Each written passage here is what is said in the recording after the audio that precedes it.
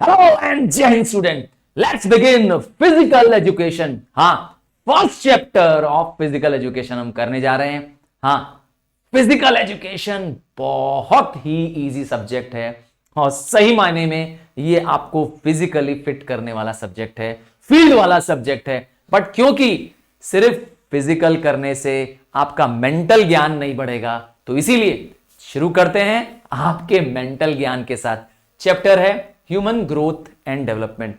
कई बार ये टर्म आपको सुनाई देता होगा, ग्रोथ और डेवलपमेंट। शायद हम लोग कंफ्यूजिंगली कभी ग्रोथ यूज कर लेते हैं शब्द, कभी डेवलपमेंट। क्या दोनों सेम है? जवाब है नहीं, दोनों ही अलग अलग शब्द है। चलिए पहले ग्रोथ को समझते हैं। तो ग्रोथ का मतलब है अगर आपके साइज में चेंज आए। अब सोचेंगे सर किस साइज की बात कर रहे हैं? अरे भाई तुम्हारा वेट बढ़ जाए, तुम्हारा वेट पहले 50 केजी था और तुम्हारा वेट अब 55 केजी हो गया, हो गई ग्रोथ। यहां तुम टॉल हो गए हो, पहले तुम 3 फीट के थे, तुम 3.5 फीट हो गए, फिर तुम 3.5 फीट के थे, तुम 4 के हो गए। तो क्या कर रहे हो? ग्रोथ कर रहे हो। ठीक है, तो ग्रोथ में क्या होता है? साइज का इंक्रीज होता है। हमारे बॉडी या बॉडी पार्ट्स में जब हैवियर और लार्जर पार्ट आ जाते हैं तो हम कहते हैं हमारा ग्रोथ हो गया। क्लियर है? ये तो आप जानते हैं। तो ग्रोथ का मतलब आम भाषा में समझा जाए तो ग्रोथ का मतलब इंक्रीज या addition in size, in weight, in height, in length that can be measured. तो ग्रोथ एक क्वांटिटेटिव वैल्यू है, ग्रोथ को नापा जा सकता है, मेजर किया जा सकता है। आइए अब डेवलपमेंट को सुनते हैं। क्या डेवलपमेंट सेम है? नहीं। Development means certain qualitative change. देखा, इसमें बदलाव हो रहा है पर क्वालिटेटिव है, नंबर नहीं है, क्वालिटेटिव बदलाव है। जैसे these are change in the character। जैसे आप मैच्योर हो गए, आपके सोचने का लेवल चेंज हो गया, आपके फंक्शनिंग करने का तरीका चेंज हो गया। एक एग्जांपल देते हैं। जब आप बड़े हो रहे थे, जब आपकी ग्रोथ हो रही थी तो आपकी हाइट बढ़ रही थी, पर कभी आपने सोचा है आपकी हाइट बढ़ने के साथ आप दुनिया को नए नजरिए से देखते हो, आपकी मैच्योरिटी आ जाती है, आप समझ जाते हो कि किससे बात करना है, किससे बात नहीं करना है। ये क्या है? डेवलपमेंट है। तो डेवलपमेंट क्या करता है? शेप में चेंज लाने में मदद करता है, फॉर्म और स्ट्रक्चर में चेंज लाने में मदद करता है, ताकि हम इंप्रूव कर सकें हमारी वर्किंग, हमारी फंक्शनिंग। तो जो हमारा ग्रोथ था उसी को हम डेवलप कर लेते हैं।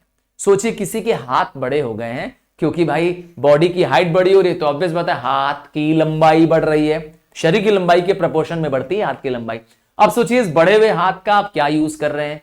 क्या आप कोई गेम खेलने में इस्तेमाल कर रहे हैं? कोई आप आर्चरी, तो आपने इस बढ़े हुए हाथ का क्या यूज किया? ठीक है, आप किसी स्पोर्ट्स में ही अच्छे हो गए, इस हाथ को आप बहुत अच्छा कैरम खेल लेते हैं फॉर एग्जाम्पल, मैंने कहा था, या आप एक अच्छा टेनिस प्लेयर हैं। तो क्या कहना चाहते हैं? आर्म का बड़ा होना तो ग्रोथ है, पर इस आर्म के यूज आपने कहां किया, किस रूप में किया, क्या आपने इसका बेटर इस्तेमाल किया? ये डेवलपमेंट है। समझ गए? आइए, तो इसका मतलब है ग्रोथ जब हो रही होगी तो क्या डेवलपमेंट हो रही होगी? जवाब है हां, ग्रोथ और डेवलपमेंट साथ साथ चलती है। दोनों में डिफरेंस देखते हैं। आइए, ज्यादा डिफरेंस नहीं कर रहे हैं, 3 मार्क्स के ही डिफरेंस करने हैं। तो ग्रोथ एक तरह से समझा जाए तो ग्रोथ एक फिजिकल टर्म है, जबकि डेवलपमेंट ओवरऑल चेंज है। क्या कीवर्ड क्या है? ओवरऑल चेंज है, शेप में, फॉर्म में, स्ट्रक्चर में। ध्यान दीजिएगा, ग्रोथ की जब बात करते हैं तो ग्रोथ सिर्फ वन ऑफ द एस्पेक्ट है, हमारे डेवलपमेंट का एक छोटा सा हिस्सा, एस्पेक्ट है, एक हिस्सा है डेवलपमेंट का। जबकि डेवलपमेंट एक बहुत वाइडर और बहुत ही कॉम्प्रिहेंसिव टर्म है। कॉम्प्रिहेंसिव मतलब बहुत बड़ा टर्म है समझ गए? बहुत बड़ा टर्म है और ग्रोथ उसका एक छोटा सा हिस्सा है, डेवलपमेंट का एक छोटा सा हिस्सा है। ग्रोथ एक निश्चित उम्र के बाद, एक निश्चित लाइफ के टाइम के बाद बंद होती है। क्या आप अनलिमिटेड ग्रो होते रहते हैं? यूजुअली तो तुमने सुना होगा कि 18 से 21 साल के बाद हाइट बढ़ना बंद हो जाती है, तो ग्रोथ बंद हो गई कि नहीं हो गई? तो ग्रोथ हमेशा नहीं चलेगी, ये स्टॉप कर जाती है मैच्योरिटी अटेन करने पर। जबकि डेवलपमेंट एक कंटिन्यूअस प्रोसेस है, जब तक अंतिम सांस ले रहे होगे तुम डेवलप कर रहे होगे। हां, कभी तुम ये डेवलप कर लोगे कि सांस कैसे ले, तो कभी तुम ये डेवलप कर लोगे कि इस सांस को कैसे छोड़ें। हां, मैं योगा की बात कर रहा था, तो योगा सीख लेना एक डेवलपमेंट है, आपके बॉडी में चेंज लाता है आपका ये डेवलपमेंट, आपके स्ट्रक्चर में चेंज लाता है आपका ये डेवलपमेंट। चलिए, फैक्टर्स जो ग्रोथ और डेवलपमेंट दोनों को असर डालते हैं, उनमें सबसे बड़ा फैक्टर है आपकी हेरिडिटी। हां, कभी देखा है ध्यान से कि जिनके मां बाप टॉल होते हैं, हां जरा अपने अपने क्लास में जरा ऐसा सबसे टॉलेस्ट लड़के को देखो।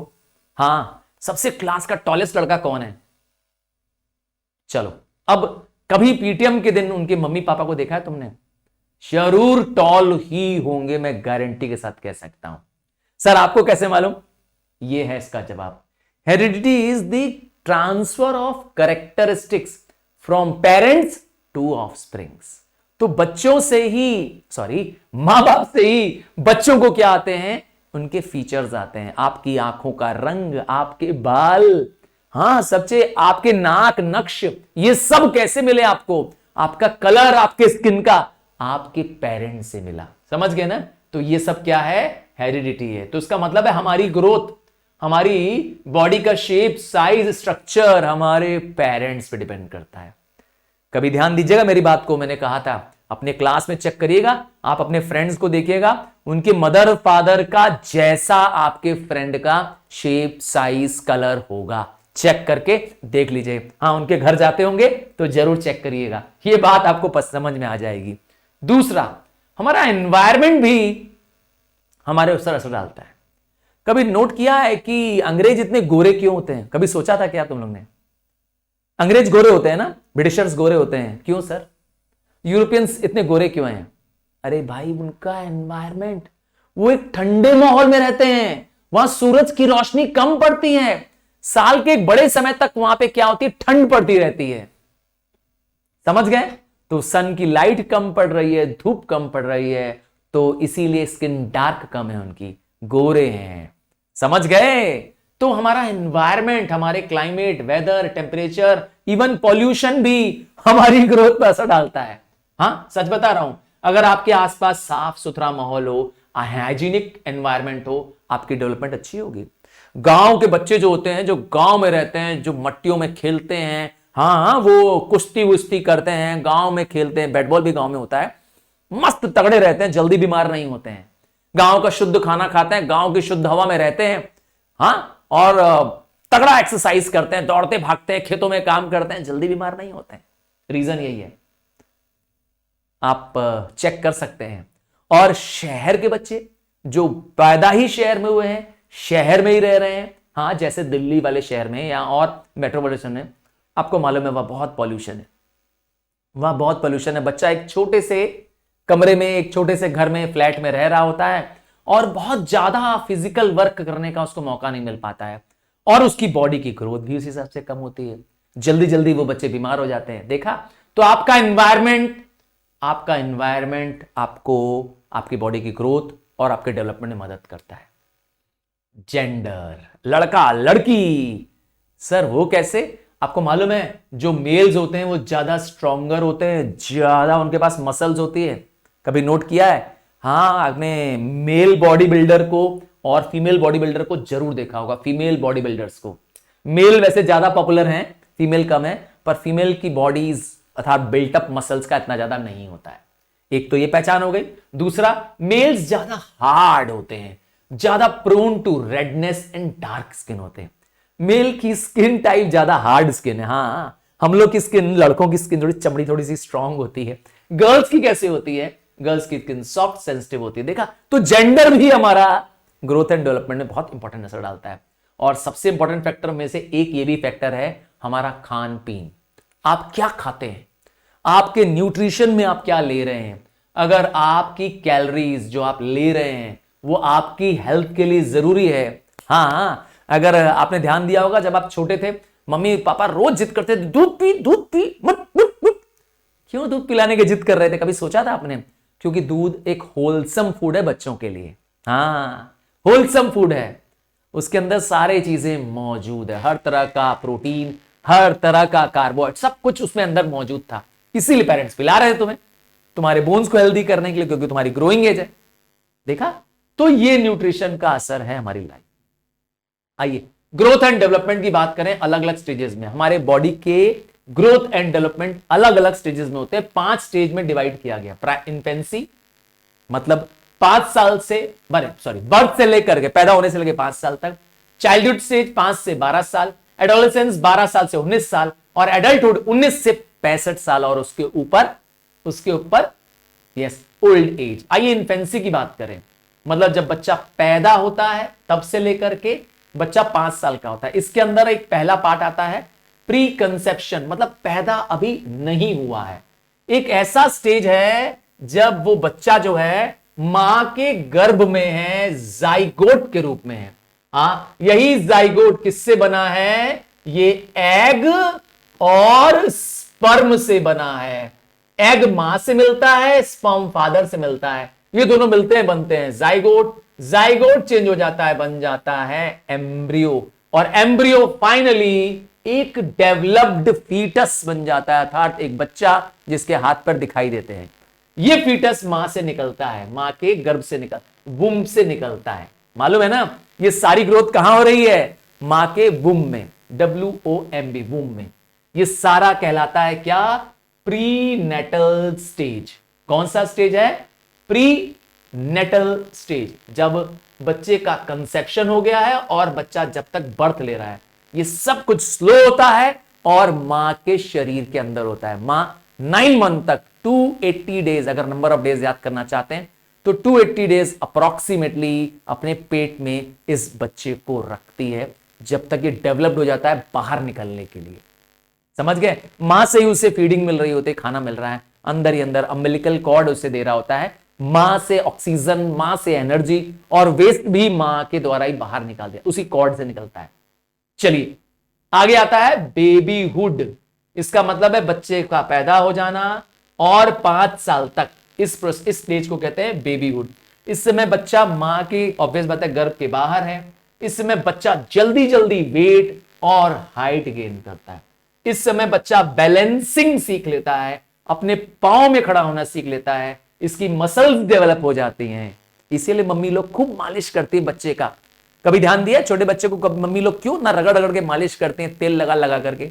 इसीलिए ताकि उनकी मसल्स डेवलप हो जाए, वो अपने पैरों पे खड़ा हो जाए। तो इस स्टेज में बच्चा सिंपल वर्ड्स बोल पाता है, हाँ तुतलाता है, पूरा बोल नहीं पाता है। ज्यादातर बच्चा अपनी मां पे डिपेंडेंट रहता है, मां पे डिपेंडेंट रहता है अपने फूड के लिए, अपने हंगर के लिए। ध्यान दीजिएगा, ये स्टेज आपकी पार हो चुकी है, आप सब बेबीहुड से पार हो चुके हैं और अब इसके ऊपर वाली स्टेज भी आप पार कर चुके हैं।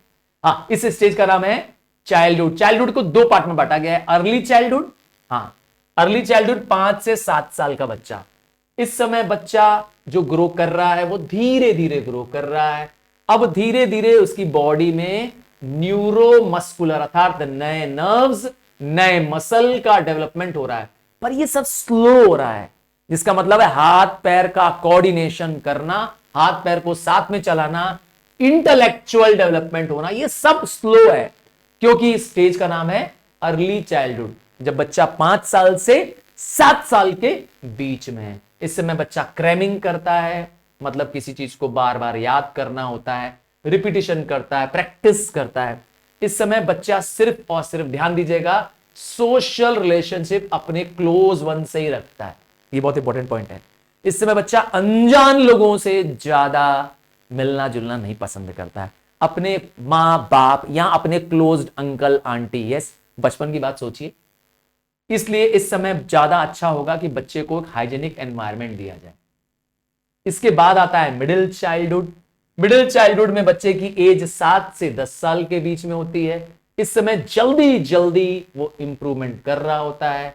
बच्चे के बीच में हाँ फ्लेक्सिबिलिटी बढ़ती है मसल्स की, कोऑर्डिनेशन बढ़ता है, उसके अंदर स्पीड, एंड्योरेंस आता है। इस समय वो ज्यादा प्लेफुल हो जाता है, इस समय वो बहुत सारे खेल खेलता है, दौड़ता है, भागता है, जंप करता है, गिरता है, चोट खाता है। इस एज में बहुत होती है, बहुत बहुत चोट लगती है।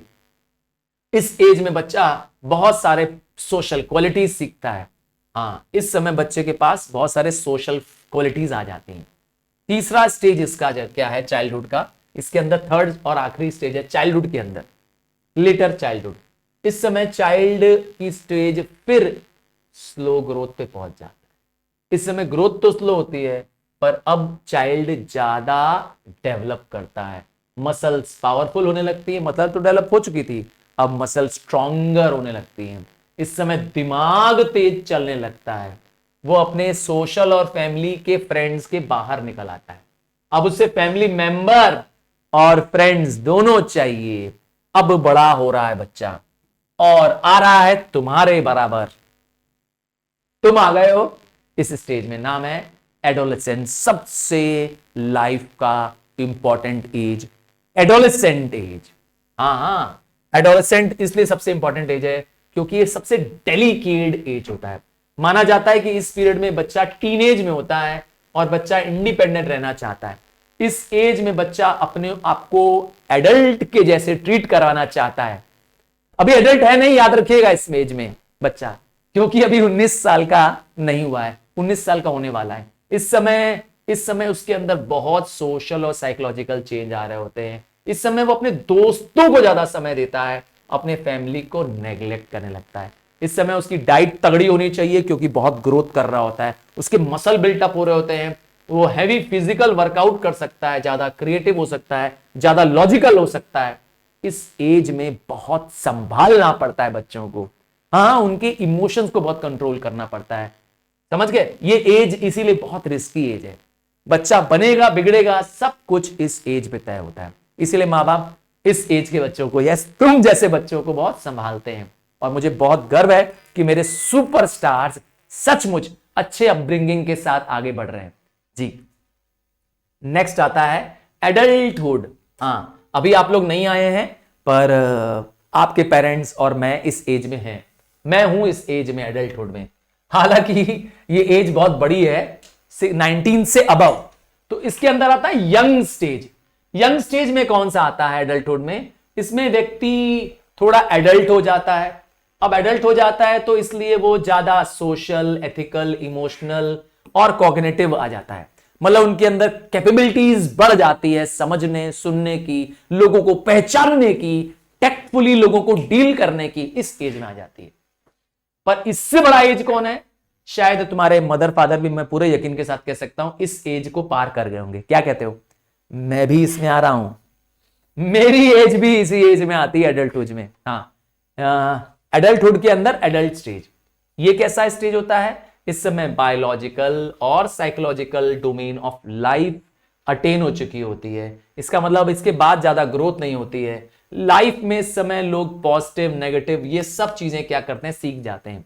इस समय लोग क्या करते हैं, अपना एक इंडिपेंडेंट पहचान बनाना चाहते हैं और अपने ट्रेड्स, अपनी क्वालिटीज से, अपने विजडम के हिसाब से काम करते हैं। इस समय सोशली वो बहुत मैच्योर हो चुके हैं, सोसाइटी में क्या सही क्या गलत सब कुछ वो पहचान चुके हैं।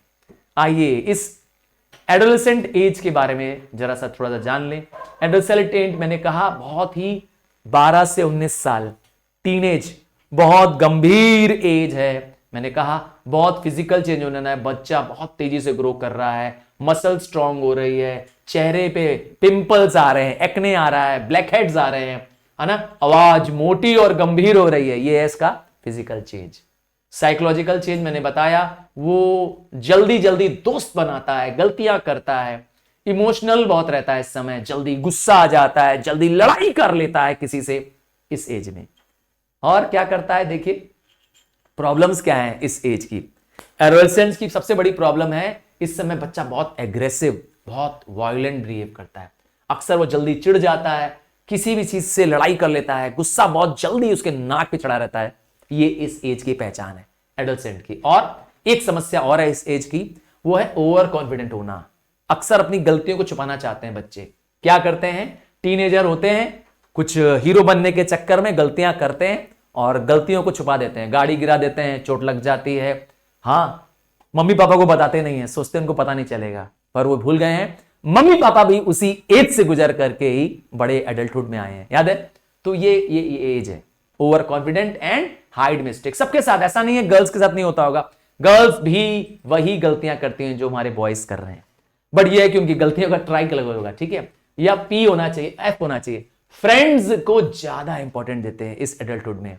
हाँ, बच्चे इस समय दोस्त को मां बाप से ऊपर समझते हैं, कहता है जो दोस्त कहेगा वो मैं करूंगा, जैसा आप लोग करते हैं इस समय, है ना, जो दोस्त कहता है तुम लोग वो करते हो। अक्सर वो लोग गलत रास्ते में जा सकते हैं अगर उन्हें बैड फ्रेंड मिल जाए, और उनका ट्रैक लाइफ का आई एम रियली सॉरी हो सकता है। इसीलिए कई बार कहा है कि फ्रेंड बहुत समझ के चुनना चाहिए, क्योंकि अगर आपने सही दोस्त चुने तो आप कितना भी गिर जाइए, आपके दोस्त अच्छे हैं तो आपको उठा लेंगे। हाँ, तुझे कभी भी गलत रास्ते में जाने नहीं देंगे तेरे सच्चे दोस्त, समझ गए ना। इसीलिए कहते हैं friend in need is friend in deed, समझ गए ना। तो इस समय दोस्ती बहुत इंपॉर्टेंट है इस एज में।